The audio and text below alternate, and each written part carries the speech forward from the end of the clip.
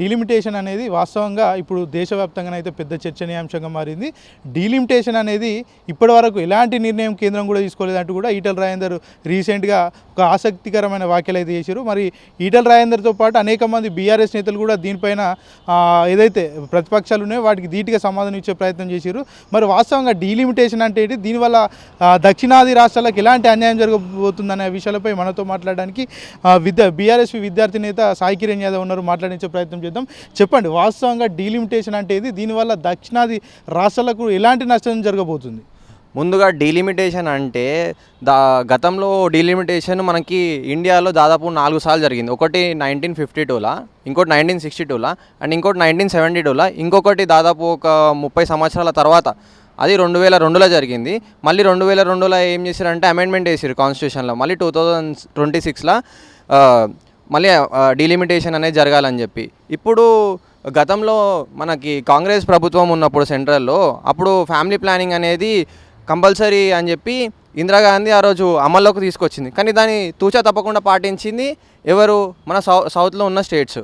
దీన్ని పట్టించుకుంది నార్త్లో ఉన్న స్టేట్స్. ఇప్పుడు నార్త్లో ఏంటంటే పాపులేషన్ ఎక్కువ పెరిగిపోయింది, సౌత్లో పాపులేషన్ తక్కువ ఉంది. ఇప్పుడు డీలిమిటేషన్ చేయడం వల్ల జరిగే నష్టం, ఎవరైతే రిప్రజెంటేటివ్స్ ఉంటారో సౌత్లో పార్లమెంట్లో రిప్రజెంట్ చేసే వాళ్ళు ఉంటారో సౌత్ స్టేట్స్ని, వాళ్ళు తగ్గిపోతారు. దానివల్ల ఏం జరుగుతుందంటే మన ఇప్పుడే చాలా అన్యాయం జరుగుతుంది. మనకి బడ్జెట్లో ఎలాంటి అంటే లైక్ డెవలప్మెంట్ ప్రోగ్రామ్స్ కానీ ఏదంటే బడ్జెట్ కూడా ఇప్పుడు సౌత్ స్టేట్కి కేటాయిస్తలే సెంట్రల్ గవర్నమెంట్.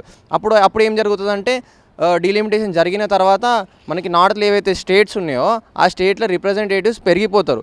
దానివల్ల ఏం జరుగుతుందంటే మొత్తం సెంట్రల్ ఏ గవర్నమెంట్ ఫామ్ కావాలన్నా కూడా నార్త్లో ఒక్కటి వాళ్ళు కాన్సన్ట్రేషన్ చేసి వాళ్ళు గెలిస్తే సరిపోతుంది. అప్పుడు సౌత్ నుంచి మనము ఇయర్లీ ఎంత మనము జిఎస్టీ రూపంలో కట్టినా కూడా అది మనకి ఇప్పుడే అసలు మళ్ళీ రివర్స్ మనకు బ్యాక్ ఇస్తలేరు.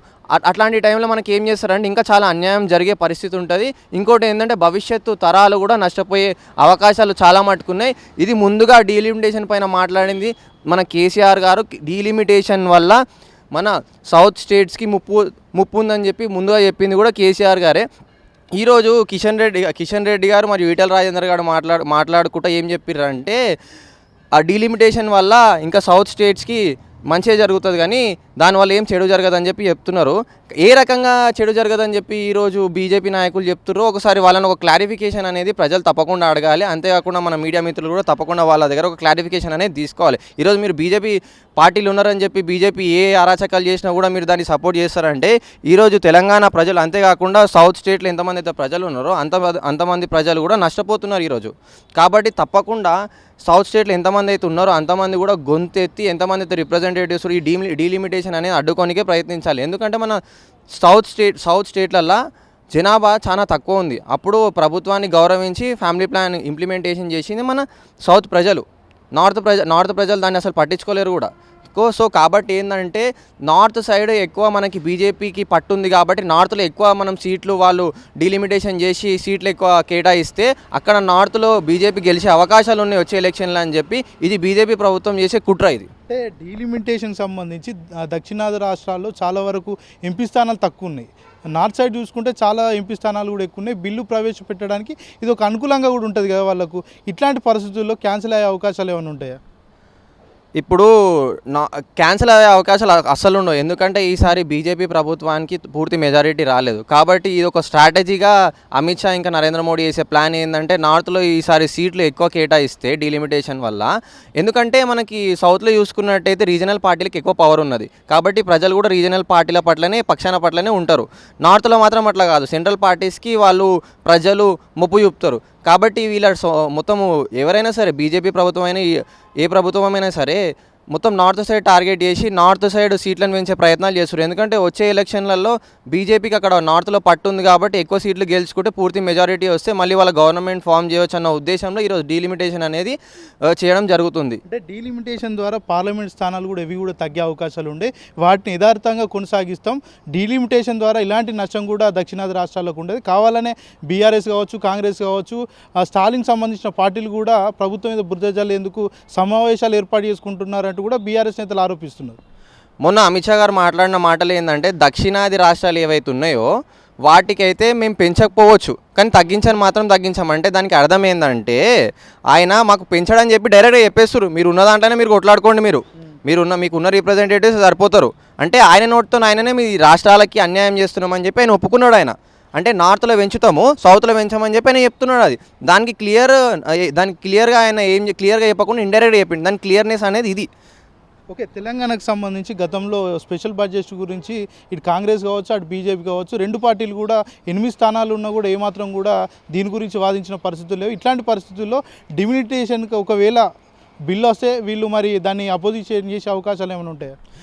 ముందుగా చెప్పాలంటే బీజేపీ ఎవరైతే రిప్రజెంటేటివ్స్ ఉన్నారో లోక్సభలో వాళ్ళు అస్సలు కూడా ఈ విషయాన్ని అడ్డుకోరు. ఎంత తెలంగాణ ప్రజలకు అన్యాయం జరుగుతున్నా అంతెందుకు తెలంగాణ ప్రజలకు ఇంతగానో అన్యాయం జరుగుతుంది. ఈరోజు ఎక్కరు కూడా ఇప్పుడు మన తెలంగాణ రాష్ట్రంలో కాంగ్రెస్ ప్రభుత్వం ఏర్పడి దాదాపు 15 నెలలు అవుతుంది. ప్రజలకు హామీలు ఇచ్చిండు, ఒక్క హామీ నెరవేర్చకపోయినా ప్రజలు కష్టాలలో ఉన్నా కూడా ఏ బీజేపీ నాయకుడు అన్నా ప్రజల పక్షాన నుండి కొట్లాడిండా, ప్రజల పక్షాన నుండి నోరెత్తి గలమెత్తి గవర్నమెంట్ని ప్రశ్నించిండా? ఎవరు కూడా ఎత్తలే. మన తెలంగాణకి పట్టిన దరిద్రం ఏంటంటే 8 మంది బీజేపీ ఎంపీలు 8 మంది బీజేపీ ఎమ్మెల్యేలు. ఏ రోజైతే తెలంగాణ ప్రజలు వీళ్ళని తరిమి కొడతారో ఆ రోజు తెలంగాణకి మంచి జరుగుతుంది. ఇంకోటి కాంగ్రెస్ నాయకుల గురించి మనం చెప్పాలంటే కాంగ్రెస్ నాయకులు బీజేపీ నాయకులు ఇద్దరు కూడా ఒకటే. కాంగ్రెస్ బీజేపీ ఏం చేస్తుందంటే సెంట్రల్లో వీళ్ళిద్దరే ఉండాలి, వేరే ఇంకో పార్టీని వీళ్ళు ఎంటర్టైన్ చేయొద్దని చెప్పి వీళ్ళిద్దరి మధ్యలో మంచి రిలేషన్ మెయింటైన్ చేసుకుంటా వేరే పార్టీలను తొక్కే ప్రయత్నం చేస్తారు. ఇంకోటి ఏంటంటే ఇక్కడ ఏ ఒక్క కాంగ్రెస్ నాయకుడు కూడా ఆడ పార్లమెంట్లో పోయిన మన బడ్జెట్కి ఎవరు కూడా ప్రశ్నించలేడు. ప్రశ్నించడానికి గొంతెత్తిన ఏ నాయకుడు కూడా మనం పార్లమెంట్లో చూసిన దాఖలాలు లేవు. ఇంకోటి ఏంటంటే ఆడ ప్రశ్నించినా కూడా వీళ్ళపైన ఏవో కేసులు జరుగుతాయని చెప్పి వీళ్ళు భయపడి కూర్చున్నారు. ఇంకో విషయం, ముఖ్య విషయం ఏంటంటే తెలంగాణ కోసం కొట్లాడాలన్నా, తమిళనాడు కోసం కొట్లాడాలన్నా, మన ఏమంటారు కేరళ కోసం కొట్లాడాలన్నా ప్రాంతీయ పార్టీలు మాత్రమే కొట్లాడతాయి. దీనికి తెలంగాణకు సంబంధించి ఖచ్చితంగా ప్రజలకు మాత్రం ఆల్టర్నేటివ్గా ఉన్నది బీజేపీ పార్టీ. కాంగ్రెస్ పార్టీ మోసపూరిత వాగ్దానాలను కూడా ప్రజలు చూసిరు. రాబోయేది కూడా బీజేపీ పార్టీ అని కూడా బీజేపీ నేతలు చెప్తున్నారు. ఎట్లా చెప్తారు దీని గురించి? ఏ ఒక్క బీజేపీ నాయకుడైనా ఈరోజు దాదాపు 15 నెలల నుంచి ఈరోజు మోసపోయిన ప్రజలు, స్కీములు రాని ప్రజలు ఎవరైనా ఉంటే వాళ్ళ పక్షాన నిలబడి కొట్లాడినారు. రైతుల పక్షాన కొట్లాడిందా బీజేపీ? నిరుద్యోగుల పక్షాన కొట్లాడిందా బీజేపీ? ఇంకా ఎవరి పక్షాన కొట్లాడింది? ఎవరి పక్షాన కొట్లాడు? ఈరోజు ఆటో కార్మికుల పక్షాన కొట్లాడిందా బీజేపీ? ఎవరి పక్షాన కొట్లాడు? ఇంకా తెలంగాణ ప్రజలు బీజేపీని ఏ రకంగా నమ్ముతారు? తెలంగాణ ప్రజలకు కూడా నేను ముఖ్యంగా తెలియాల్సింది ఏమనుకుంటున్నా అంటే ఒక్కసారి ప్రజల కోసం కొట్లాడే వ్యక్తులు ఎవరో మీరు తప్పకుండా ఆత్మ పరిశీలన చేసుకోవాలని చెప్పి నేను కోరుతున్నాను. ఎందుకంటే బీజేపీ ప్రభుత్వం ఈరోజు తెలంగాణలో బీజేపీ ప్రభుత్వము ఏర్పాటు చేయాలని చెప్పి బీజేపీ నాయకులు అనుకుంటున్నారు. దానివల్ల కాంగ్రెస్ ఏ రకంగానైతే మన సెంట్రల్ పార్టీ ఈరోజు తెలంగాణలో గెలిచి తెలంగాణ ప్రజలకి అన్యాయం చేస్తుందో అదే రకంగా ఇంకో నేషనల్ పార్టీని గెలిపిస్తే కూడా అదే రకంగా మన తెలంగాణకు అన్యాయం చేస్తారు తప్పకుండా. కాబట్టి ప్రాంతీయ పార్టీలను ఎంకరేజ్ చేయాలని చెప్పి, ప్రాంతీయ పార్టీలకు సపోర్ట్ చేయాలని చెప్పి తెలంగాణ ప్రజల్ని నేను కోరుకుంటున్నాను. అంటే బీజేపీ పార్టీ తెలంగాణలో కావచ్చు దక్షిణాది రాష్ట్రాల్లో పుంజుకుంటున్నది. అందుకనే డీలిమిటేషన్ అనేది ముందర పెట్టి ప్రజలందరినీ కూడా మభ్యపెడుతున్నారు. బీఆర్ఎస్ కావచ్చు కాంగ్రెస్ కావచ్చు 2 కలిసి ఒక నాటకం ఆడుతున్నాయని బీజేపీ సంబంధించిన నేతలు చెప్తున్నారు. ఇప్పుడు ఏంటంటే ఫస్ట్ ఈ మాటలు మాట్లాడేది ఎవరు అంటే బండి సంజయ్. ఆయనకు సబ్జెక్ట్ ఉండదు, ఏముండదు. ఈరోజు డీలిమిటేషన్ గురించి మాట్లాడిన అట్లీస్ట్ ఆయన ఒక్క ప్రెస్ ఛానల్ అయినా ప్రెస్ మీట్లోనైనా డీలిమిటేషన్ గురించి మాట్లాడిండా? ఏమన్నా అంటే బీజేపీ కాంగ్రెస్ బీఆర్ఎస్ కలిసి ఉందంటాడు. ఆయన దగ్గర ఏమైనా సాక్ష్యాలు ఉన్నాయా, ఆధారాలు ఉన్నాయా? మా దగ్గర సాక్ష్యాధారాలు ఉన్నాయి. ఈరోజు ఏంటంటే కాంగ్రెస్ నాయకులు బీజేపీ నాయకులు ఎందుకు పార్లమెంట్లో తెలంగాణ మన ఇండియా బడ్జెట్ పెట్టినప్పుడు, ఈ సంవత్సరం బడ్జెట్ పెట్టినప్పుడు ఎందుకు వాళ్ళు గొంతెత్తి అడగలేరు? ఎందుకు? మీ ఇద్దరి మధ్యలో నెక్సెస్ ఏంది ఇంతకీ? అదే మళ్ళీ తెలంగాణ నాయకులు ఉన్నప్పుడు ఎందుకు మనకు సెంట్రల్ బడ్జెట్ పెట్టినప్పుడు, పార్లమెంట్లో బడ్జెట్ పెట్టినప్పుడు మనకి వాళ్ళు కొట్లాడి మనకు బడ్జెట్ ఏ రకంగా తీసుకొచ్చారు? ఈరోజు కాళేశ్వరం కట్టాలన్నా కూడా పర్మిషన్లు తీసుకొచ్చింది బీజేపీ ప్రభుత్వంతో కొట్లాడింది ఆ రోజు మన బీఆర్ఎస్ గవర్నమెంటే, కేసీఆర్ గారే. అంటే ప్రజలకి ఒక్కసారి నేను ఏం చెప్తున్నా అంటే ఆత్మ పరిశీలన చేసుకోండి. అంటే మన తెలంగాణ ప్రజల గురించి కొట్లాడింది ఎవరు? ఆ రోజు తెలంగాణలో 4 పార్లమెంట్ సీట్లు గెలిపించినప్పుడే తెలంగాణ కోసం పార్లమెంట్లో కొట్లాడి తెలంగాణను తీసుకొచ్చిన బీఆర్ఎస్ పార్టీ ఈరోజు మళ్ళీ ప్రజలు గెలిపిస్తే ప్రజలకు ఏ రకమైన న్యాయం చేయని కూడా వాళ్ళు అడిగి ఉంటారు. ఓకే, 10 స్థానాల్లో పార్టీ మారిన 10 స్థానాల్లో కూడా రాబోయే రోజుల్లో ఉప ఎన్నికలు రానున్నట్టు వార్తలు కూడా వస్తున్నాయి. ఈ సందర్భంలో మరి పార్టీ మారిన ఎమ్మెల్యేలు కూడా మేము ఖచ్చితంగా బీఆర్ఎస్ పార్టీలో ఉన్నాం, కాంగ్రెస్ పార్టీలో జాయిన్ కాలేదని చెప్తున్నారు. మీరేం చెప్తారు ఈ విషయం? ఈరోజు ఒక విషయము, ఎవరైతే 10 మంది ఎమ్మెల్యేలు మారిరో కాంగ్రెస్ పార్టీలకి, వాళ్ళందరూ కూడా అసెంబ్లీలో వచ్చినప్పుడు ఎక్కడ కూర్చుంటున్నారు? కాంగ్రెస్ పార్టీ పక్షాన కూర్చుంటారా, బీఆర్ఎస్ పార్టీ పక్షాన కూర్చుంటారా? అసెంబ్లీలో ప్రతి ఒక్కటి కూడా రికార్డే కదా.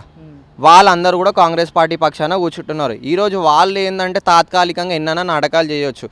సుప్రీంకోర్టులో కేసు నడుస్తుంది, యాంటీ డిఫెక్షన్ లా అనేది ఒకటి ఉంది. కాబట్టి సుప్రీంకోర్టులో బీఆర్ఎస్ పార్టీ ఒక పీల్ వేసింది, మేము ఫైట్ చేస్తున్నాం. తప్పకుండా తొందరలోని ఈ 10 స్థానాలలో కూడా మళ్ళీ బై ఎలక్షన్స్ వస్తాయి, బీఆర్ఎస్ పార్టీ అత్యున్నత మెజారిటీతో గెలుస్తుంది. అంటే బీజేపీ నాయకులు చెప్తున్నారు, బీఆర్ఎస్ నాయకులు కలలు కంటున్నారు, ఒకవేళ 10 స్థానాలలో కనుక ఎన్నికలు వస్తే బీజేపీ రాబోతుంది, ప్రభుత్వం కూడా ఏర్పడే అయ్యే అవకాశాలు ఉన్నాయని కూడా వాళ్ళు చెప్తున్నారు. అన్న, ఏ రకంగా బీజేపీ వస్తుంది ఒక విషయం చెప్పండి. ఇప్పుడు సరే మనం అనుకుందాము, ఈ 10 సంవత్సరాలలో ఏదైనా బీజేపీ ప్రభుత్వం, సెంట్రల్లో బీజేపీ ప్రభుత్వం ఏర్పడ్డది. మనం దాదాపు సంవత్సరానికి 52,000 కోట్లు ట్యాక్స్ రూపంలో మనం ఈరోజు బీజేపీ ప్రభుత్వానికి సెంట్రల్కి కడుతున్నాం. అందులో నుంచి ₹1 అన్న ప్రతి సంవత్సరం మనం బడ్జెట్ చూసుకుంటే ₹1 అన్న తెలంగాణకు వచ్చిందా?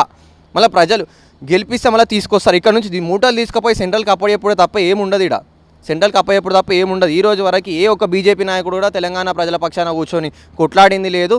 అంతెందుకు నరేంద్ర మోడీ ఒక మాట అన్నాడు, ఏమన్నాడు? తెలంగాణ అందరు డోర్లు మూసుకున్నప్పుడు, పార్లమెంట్ డోర్లు మూసుకున్నప్పుడు తెలంగాణ తీసుకుపోయినారని చెప్పి ఆయననే అంటుండు. తెలంగాణ పక్షాన మొండి చేయి చూపిస్తుంది బీజేపీ ప్రభుత్వం. ఈరోజు ఒక్క బీజేపీ నాయకుడు కూడా ఈరోజు తెలంగాణ ప్రజల కోసం కొట్లాడిన దాఖలాలు ఏడ కూడా ఒకసారి మీరు చూడండి. ప్రెస్ మీట్లో కూడా వీళ్ళు ఏం మాట్లాడతారు? ఎప్పుడు చూసిన రాజకీయం మాట్లాడతారు, తెలంగాణ ప్రజలకు వచ్చే కష్టాల గురించి మాట్లాడారు. ఆ కష్టాలను ఎట్లా తీరవాలన్న ఆ ఉద్దేశం కూడా వీళ్ళకి లేదు. కాబట్టి బీజేపీ అనేది ఒక బక్వాస్ పార్టీ. అది ఏ రోజైతే తెలంగాణ ప్రజలు బీజేపీ ప్రభుత్వాన్ని నుంచి, బీజేపీ నాయకులు నుంచి తరిమి కొడతారో ఆ రోజు తెలంగాణ బాగుపడుతుంది.